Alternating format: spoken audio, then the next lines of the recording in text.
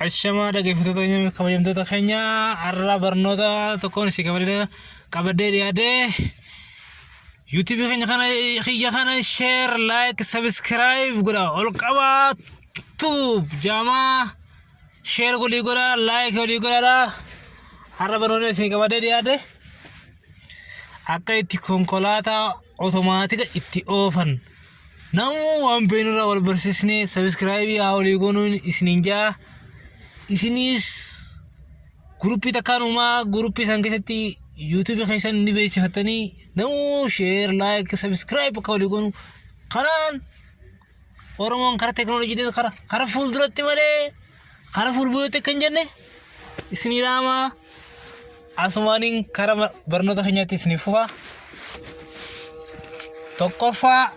har'a practice isin garsiisaa ijaan isin barsiisaa saganda taanotis ay tokko neela kun cerara yanini ofuudhaaf kun gaaza kanaaf gusan makiinaan sorry afaan oromootiin konkolaataan ni fiiga kun ni dhaabsista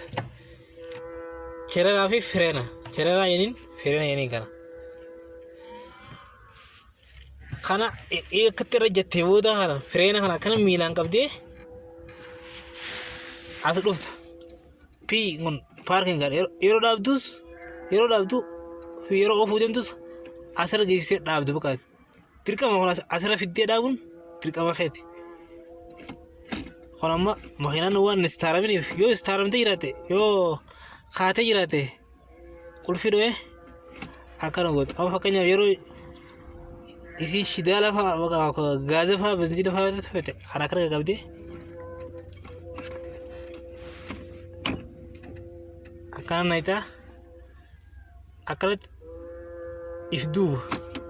asirra zero akkana yeroo gaaza fitte siif dhiiban bakka itti gaaza fakkeenyaaf bakka gaaza irratti kan geessuudhaaf namni yeroo si dhiibe asirra geessee asii dhiiban kun ammoo bas ifduruu deemta bas kanaan ifduruu deemta kanaan bakka yeroo basirratti yeroo akka bakka dhagaa keessaatii fi dhoqqeefaa maal kana seente asirra goota bara ifduruu deemta basirratti asittis ifdura yeroo dhoqqoo seente asitti asin kun zeeroo dha asin ifduuba baate ifduuba deemta yeroo dhaabbachuu deemtu asirra geessite asirra picha kana dhaabda yeroo deemtu achi booda maal goota yoo lafa olorra jiraate lafa olorra dhaabbachuu jiraate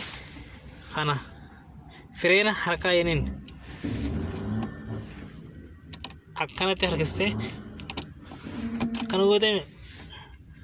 akkana bakka tara qabdee olorra yoo jiraate lafa olorra dhaabbachuudhaaf akkas goota achi booda kulfii dhaamsitee keessa gabbuuta kulfii dhaamsitee keessa gabbuuta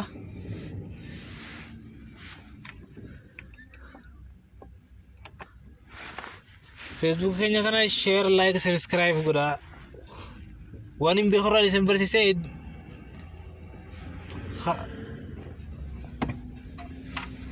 share like subscribe akkana gootan kabajaan isin gaafadhaa ilma Oromoo hundi keessanuu galatooma warri share na gootanis warri share like subscribe na godhanis galatooma waan diibu san gattuqa waan akka bilbilaa sin gattuqa akka wani nan posti godhu kallattiinis bisin geessu aappii sin barsiisa beekumsa olii galaatis yeroo tokko qabadeetiin dhufa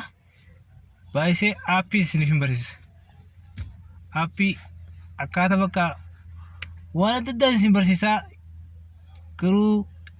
share like subscribe kana gootan kabajaan isin gaafadha galatooma